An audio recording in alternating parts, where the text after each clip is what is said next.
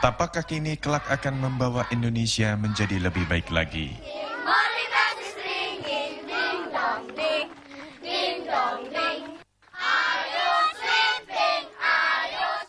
Jejak langkah yang disertai keceriaan, ketulusan, serta haus akan pengetahuan.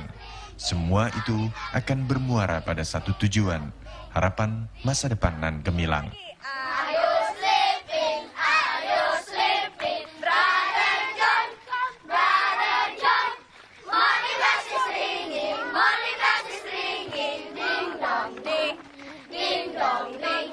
Baik, hari ini masih ingat nggak kita belajar apa?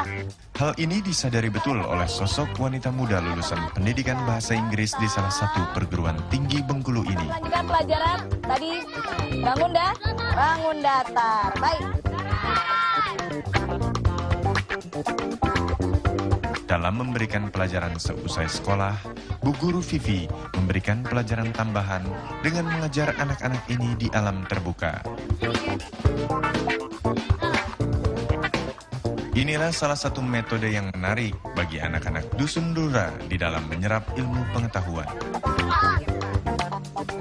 Sebisa mungkin pembelajaran itu kreatif dan menumbuhkan kecintaan terhadap lingkungan. Mereka juga bisa berpikir kritis. Makanya saya mengajak mereka belajar di luar, selain menghindari kejenuhan, mereka juga bisa mengenal alamnya lebih dekat. Kalau kurikulum sendiri, kita tetap berpatokan kepada kurikulum dari pemerintah, kurikulum tingkat satuan pendidikan, tetapi cara pengajarannya itu sendiri yang sebisa mungkin kreatif dan mengajak anak-anak misalnya bernyanyi, jadi mengaktifkan semua cara mereka belajar dari gerak, lagu, nyanyian.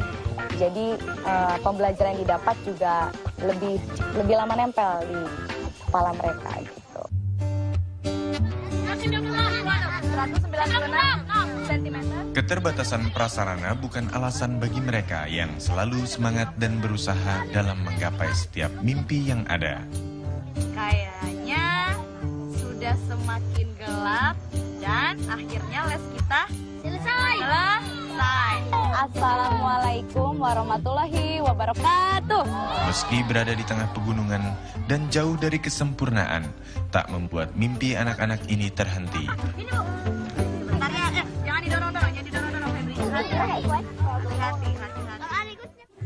Nah, ini lagi apa ini? Belajar ya? Ini ada waktu tadi. Belajar apa kalian? Lagi belajar sejarah. Salah satu murid di SD Impres 22 ini telah membuktikannya. Gadis kecil yang bernama Erna, yang kini duduk di kelas 6 berhasil menembus Olimpiade Sains tingkat nasional tahun 2010 silam.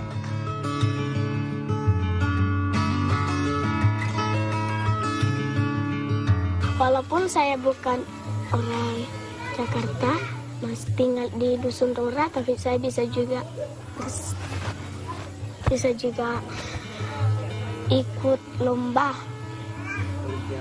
Olimpiade tingkat nasional. Dan alhamdulillah saya bisa ikut semifinal.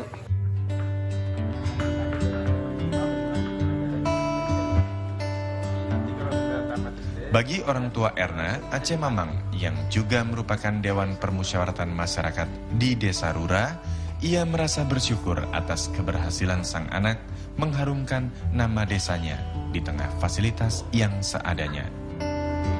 Terus nanti kita kalau jadi...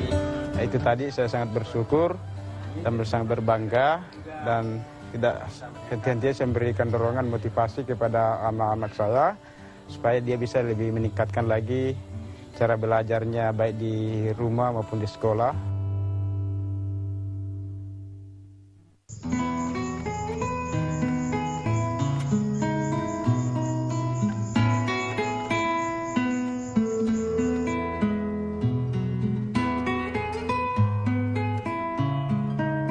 Sebagai anak pertama dari dua bersaudara, bukanlah hal yang mudah untuk berjauhan dengan orang terkasih. Berada di samping ibunda tercinta, serta menjadi sosok kakak yang kuat bagi sang adik adalah keinginan terbesarnya.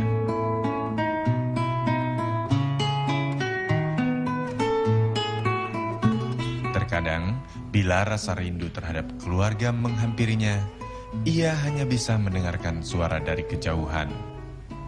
Sayangnya, berada di daerah terpencil seperti Dusun Rura, menggunakan alat telekomunikasi bukanlah hal yang mudah. Tidak aktif atau berada di luar jangkauan. Coba. Assalamualaikum. Salam. Halo. Halo. Eca. Halo. Eca. Halo. Halo. Kenapa? Enggak. Eca lagi ngapain? Baru nyampe rumah. Dari mana? Les. Oh, les. Kapan ujiannya? Hari Senin ujian. Belajar ya, jaga kesehatan juga. Salam buat keluarga di sana, buat Salman, buat Zahran. Mami, Papi juga ya. Ya deh ya. Halo. Ya udah, assalamualaikum. Salam. Bersinar, ku gendong tas merahku di pundak. Selamat pagi semua, kau nantikan diriku di depan kelasmu. Menantikan kami, guruku tersayang, guruku tercinta. Tanpamu apa jadinya aku?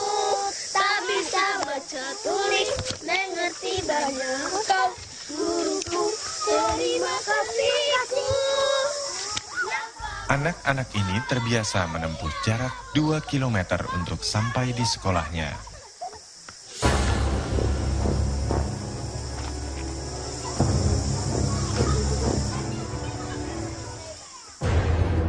Belum lagi, mereka harus menyeberangi sungai yang terbilang cukup lebar.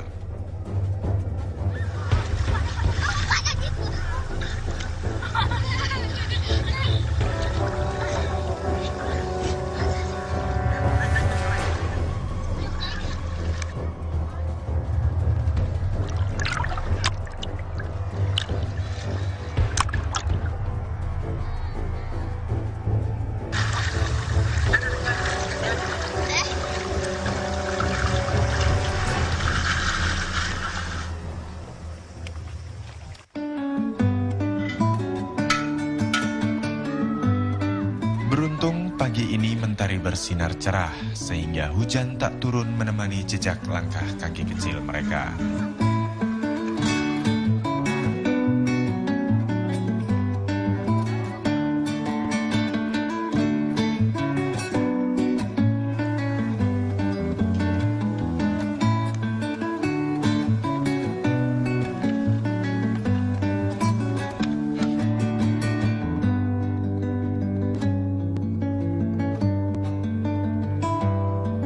Sosok pria muda lulusan Fakultas Ekonomi dan Bisnis Universitas Brawijaya 2006 silam ini juga terpanggil untuk memajukan pendidikan di daerah pelosok yang syarat akan keterbatasan.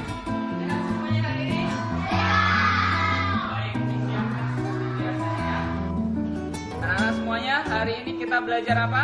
IPA. Namanya Agus Coba Arifin. dikeluarkan bukunya. Ada PR, Pak. Oke, ada PR. Ada PR? Meski pernah bekerja sebagai akunting di sebuah perusahaan di Pulau Batam dengan jumlah pendapatan yang lebih baik, ia justru memilih guna pergi mengajar di daerah pedalaman. Tadi bintang sudah Bapak bagikan dan sekarang seperti biasa. Bapak akan membagikan. Membagikan apa ini? Kartu. Seperti biasa kartu ini akan Bapak bagi. Terlahir dari keluarga nan sederhana, Pak Guru Arif mengerti benar akan pentingnya sebuah pendidikan. Pilih salah satu. Ayo, pilih ya, pilih. Dalam hitungan ketiga, silakan dibuka matanya. 1, 2, 3. Saya tahu betul bagaimana karakter anak-anak desa.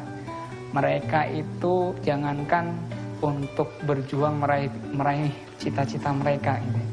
Untuk bermimpi saja terkadang mereka takut karena kondisi yang serba terjepit, terbatas. Karena itulah saya memantapkan tekad saya memang untuk ikut Indonesia Mengajar ini. Paling tidak ingin membuka cakrawala mereka tentang dunia luar dan membuat mereka, anak-anak pedalaman, tidak lagi takut untuk bermimpi. Pengalaman Pengalaman merasakan pahit getirnya kehidupan membuat pria kelahiran Banyuwangi 23 tahun silam lebih menghargai pentingnya sebuah kesempatan. Mengajar di tempat terpencil seperti saat ini bukanlah hal yang mudah. Meski kerap dihadapkan serangkaian masalah, hal ini tak menyurutkan langkahnya, apalagi menyerah. Tantangannya cukup banyak. Jadi mulai dari faktor demografis yang memang bisa dilihat di sini kondisinya, mulai dari jalanan yang memang buruk bisa dibilang. Apalagi kalau hujan, itu sudah parah. Kemudian dari faktor tantangan dari anak-anak sendiri, karena memang faktor dukungan orang tua juga. Kalau dari anak, tidak semuanya tinggal di sini, tinggal di desa sebelah yang dia harus menyeberang 3 kali sungai. Sehingga ketika hujan lebat, bisa dipastikan mereka tidak akan berangkat ke sekolah. Jika selama 1 bulan hujan, ya selama 1 bulan itu mereka tidak akan sekolah.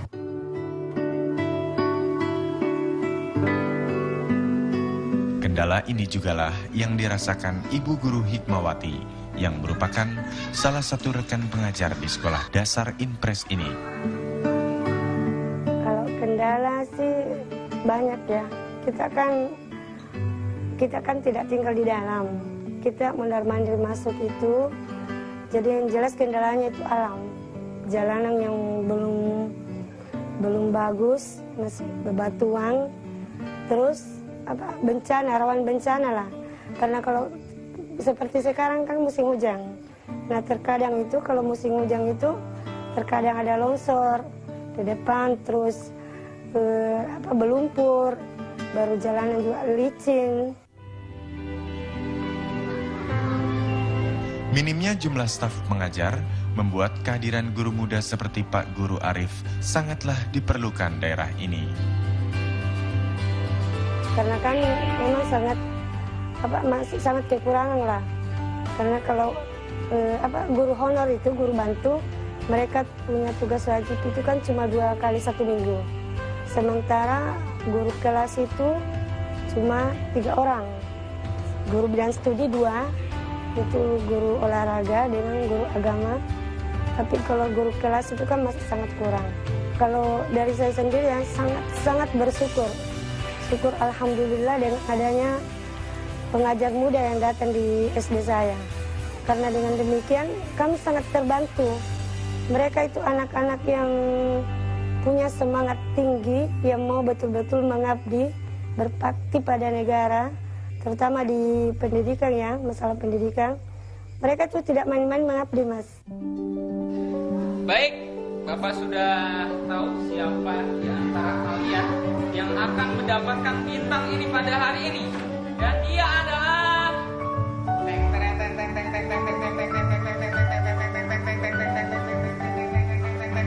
Risma.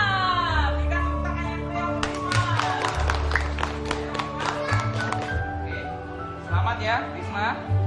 Di balik semua kesulitan, semangat untuk maju selalu terpancar dari anak-anak ini. Seperti halnya Risma, salah satu murid yang kini duduk di bangku kelas 4, Sekolah Dasar Impres 22 Tatibajo. Cita-cita aku jadi guru. Saya mau mengajar anak-anak dari daerah di sini supaya bisa pintar. Jauh dalam lubuk hatinya, Pak Guru Arif memiliki harapan besar akan perbaikan pendidikan di Indonesia. Harapan saya paling tidak suatu saat nanti dari salah satu dari mereka ada yang akan tumbuh menjadi anak-anak yang sukses. Paling tidak ada satu guru yang berasal asli dari daerah sini.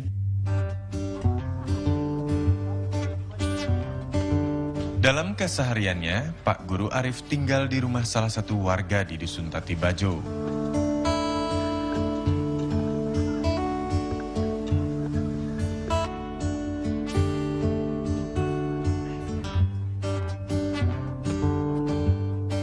Sang pemilik rumah, Hadi yang juga dianggap sebagai ayah angkatnya, merasa bersyukur atas kedatangan Pak Guru Arif di rumahnya. Oh, selama ada guru baru, Pak, ya kami sangat merasa senang sekali karena anak-anak kami di sini udah artinya udah ada perubahan, Pak.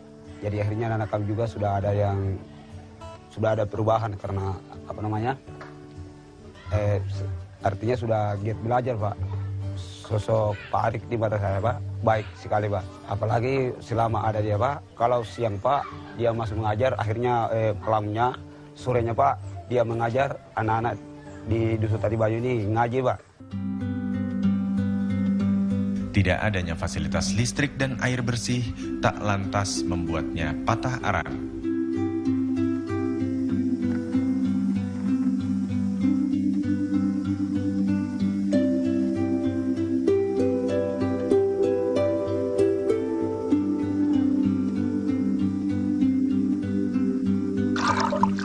Memang, selain sebagai seorang guru di sekolah, Arif juga harus memberi contoh keteladanan kepada warga dan juga anak-anak di dusun ini.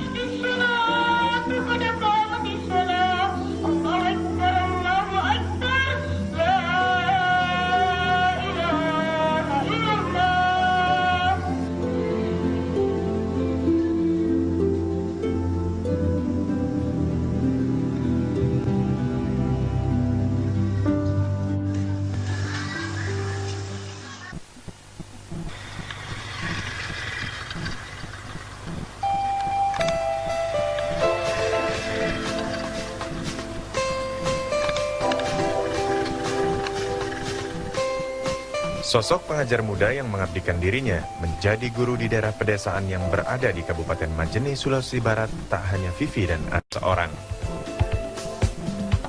Hey! Apa kabar? Sini. Ibu, teman-teman pengajar muda datang, Bu. Ayo sini. Kenalin Ibu. Ibu. Bersama kedelapan teman lainnya, mereka yang terhimpun di Gerakan Indonesia Mengajar bercita-cita memberikan pendidikan terbaik bagi masyarakat di daerah pelosok.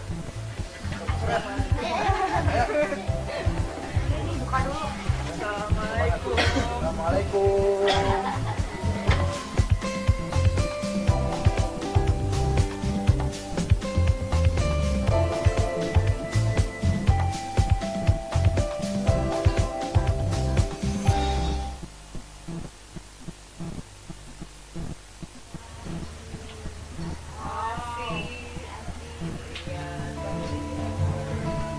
Selamat sore semuanya, selamat datang juga buat Bima sama Jepri. Baru aja kita mau mulai rapat. Kemarin kita udah rapat mengenai Westan dan ada kabar baik. Penempatan ke-10 pengajar muda di 4 kecamatan seperti Sendana, Tamerodo, Malunda, dan Ulumanda ini memiliki seorang koordinator sebagai perumus kebijakan.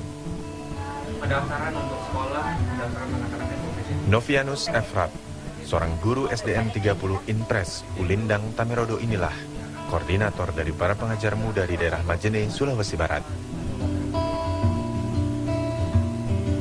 Kami kan ada 5 kabupaten, wilayah penempatan, dan setiap kabupaten punya koordinatornya masing-masing gitu.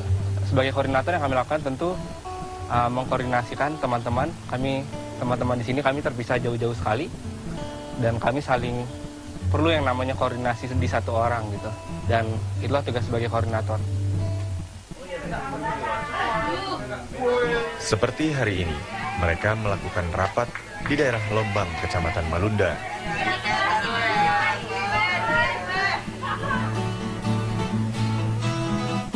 Sebagai tuan rumah, Astri Lestari yang merupakan salah satu pengajar muda yang akrab disapa Aci. Di sini emang banyak durian banget. Kalau di depan TV durian udah sebanyak di sini. Banyak sama rambutan. Belah dulu. Belah durian. Sosok wanita muda yang menamatkan strata satunya dalam kurun waktu 3,5 tahun ini memang dikenal ramah dan ceria. Durian biru tuh Arif. Arif. Enak banget. Durian terakhir. Aku bisa, aku pasti bisa. Harus terus coba terus coba sampai aku bisa. Aku pasti bisa. Tak terasa malam semakin larut. Pertemuan pun tiba di ujung waktu.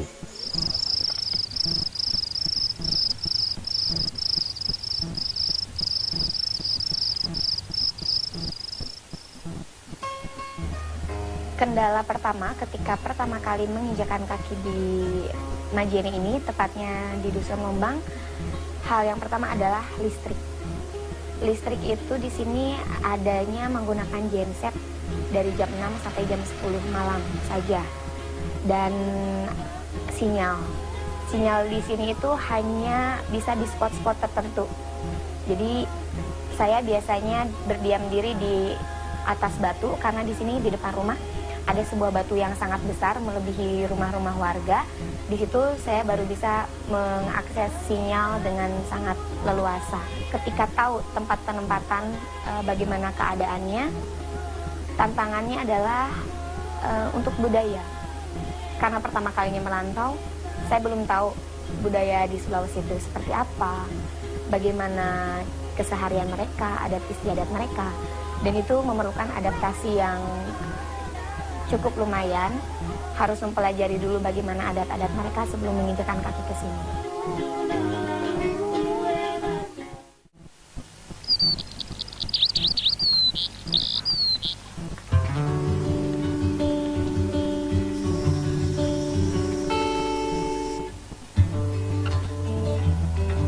Pagi ini tak secerah biasanya, namun anak-anak Lombang tetap semangat untuk berusaha menggapai mimpi mereka.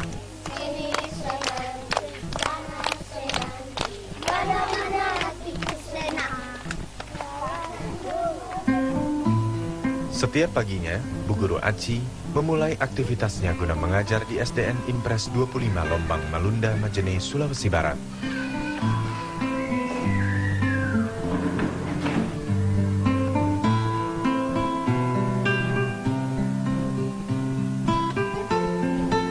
Minimnya tenaga guru menjadikan pengajar muda ini sebagai tonggak penggerak berjalannya proses belajar mengajar di sekolah yang terpencil ini. Meski anak-anak di sekolah ini lekat dengan kesederhanaan dan keterbatasan, semangat belajar mereka tak kalah dibandingkan anak-anak di sekolah lain.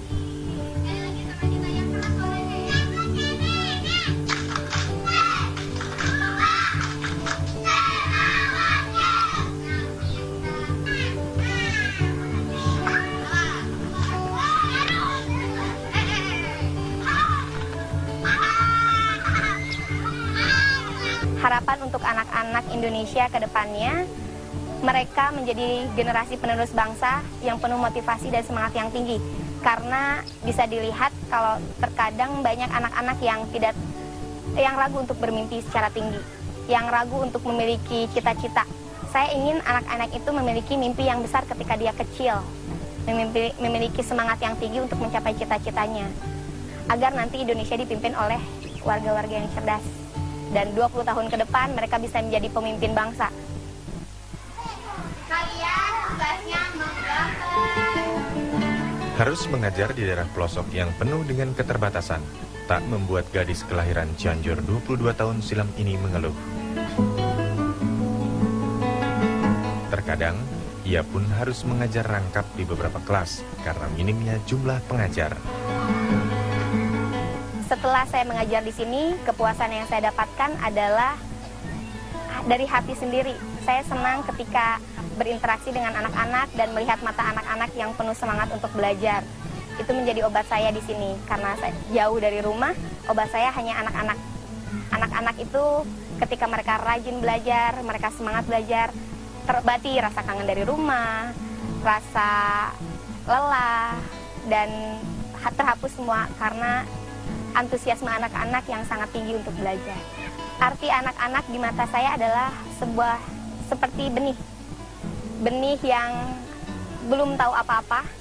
Kalau dibiarkan dia pasti tumbuhnya akan sembarangan juga. Dan apabila kita pupuk, kita tanam, dia akan tumbuh menjadi sebuah tanaman yang sangat indah.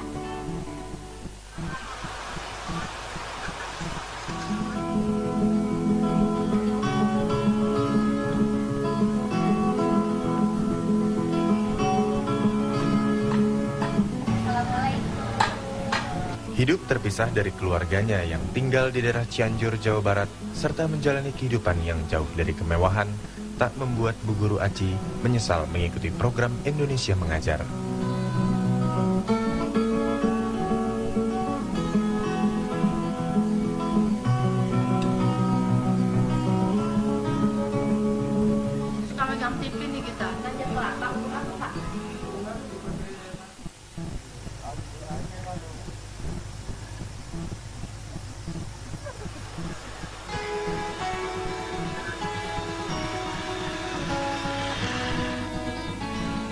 Lokasi tempat ini yang jauh dari pusat kota, serta berada di lereng pegunungan, membuat transportasi menjadi kendala di daerah ini.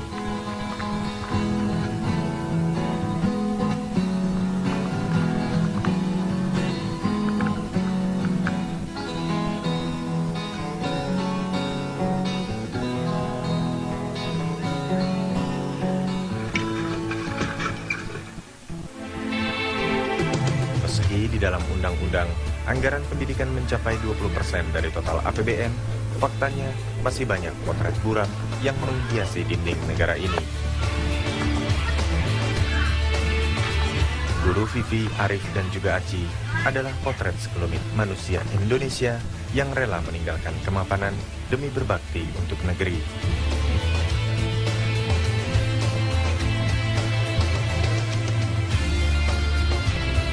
Mereka memiliki kesatuan tekad mencerdaskan bangsa untuk berbakti kepada sesamanya, berjuang melawan keterbatasan, memerdekakan Indonesia dari kebodohan.